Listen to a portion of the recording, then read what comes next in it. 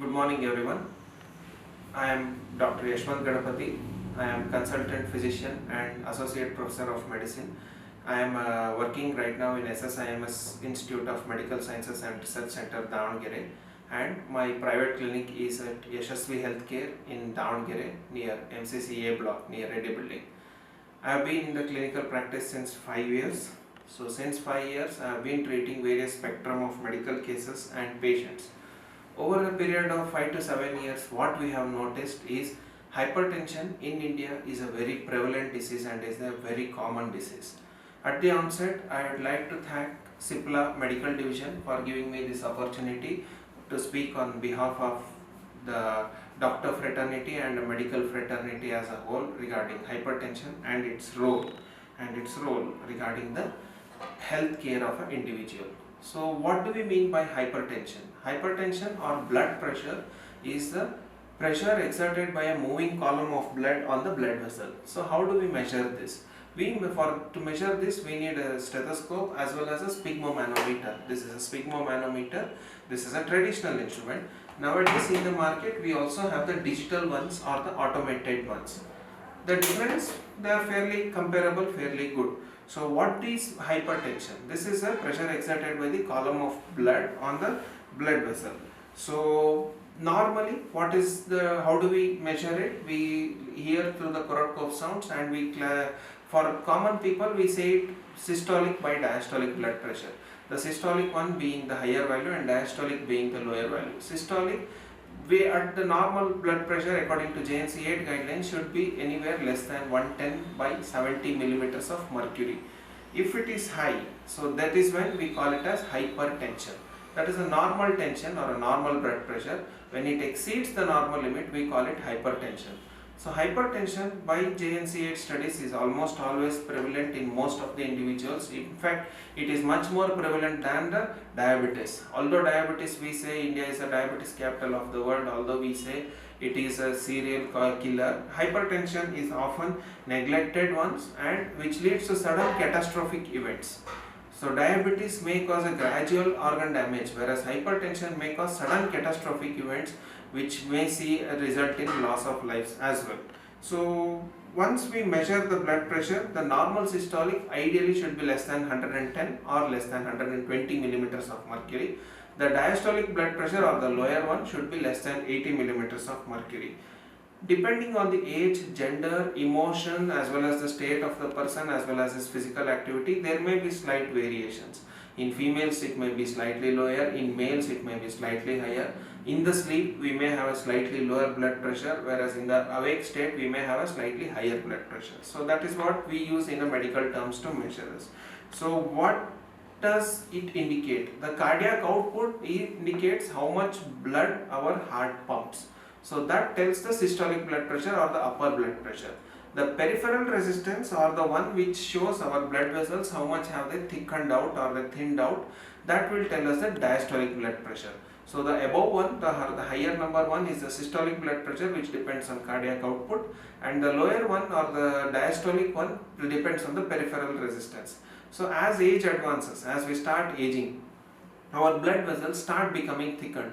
Could be due to normal aging phenomena called arteriosclerosis, where calcium gets deposited, or could be due to atherosclerosis, which is a very common prevalent disease. So atherosclerosis means deposition of cholesterol along the blood vessels. So once the cholesterol deposits along the blood vessels become like a water-clogged pipes. When we use a normal pipes, after a prolonged time they become hard. Similarly, our blood vessels become hard. So that leads to toughness or the resistance to the blood flow across the blood vessel. So that is called peripheral resistance. So peripheral resistance indicates the diastolic blood pressure, whereas cardiac output indicates the systolic blood pressure. So hypertension is defined when systolic blood pressure is more than 130 and diastolic is more than 80.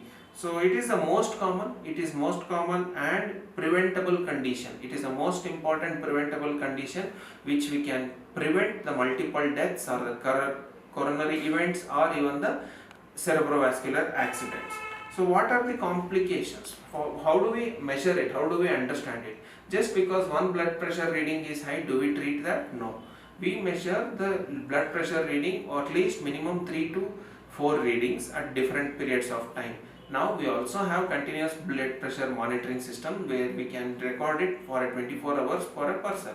So once we do that, once we are convinced that the patient has high blood pressure and they have symptoms. The symptoms of high blood pressure include headache, giddiness, heaviness of head, swaying during walking, blurring of vision, as well as chest pain or the uneasiness. So all these are symptoms of hypertension. So hypertension per se will not produce any symptoms, but once it affects the organs, once it affects the target organs include brain, our eyes, retina, as well as our heart. Once they are affected, then it causes serious disease and serious target organ damage. So hypertension, by the time it has already caused target organ damage, it is already in a full-blown state.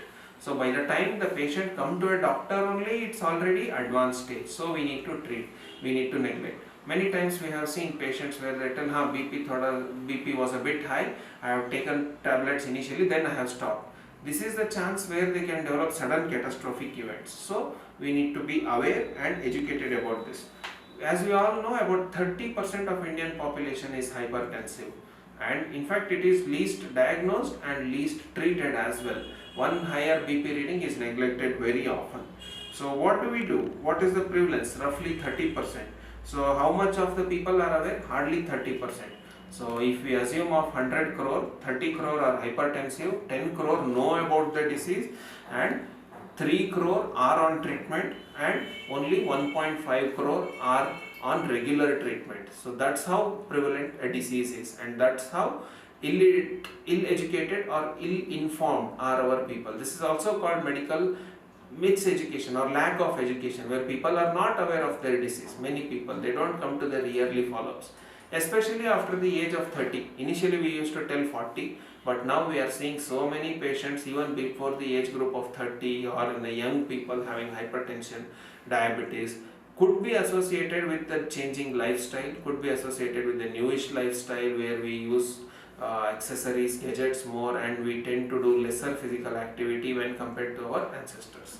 So about 13 crore Indians are still unaware of their disease. That's a serious number which needs to be targeted. So what does hypertension cause? Hypertension can cause target organ damage, which includes cerebrovascular accident, that is stroke for a common people, MI, myocardial infarction, or a heart attack for a common people. Next, kidney disease or kidney failure. This is very common. These three are the target organ damage along with the retina.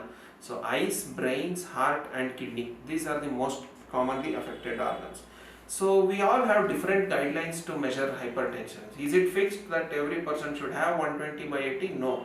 Depends on the age, depends on the age group, depends on the sex, depends on the occupation as well.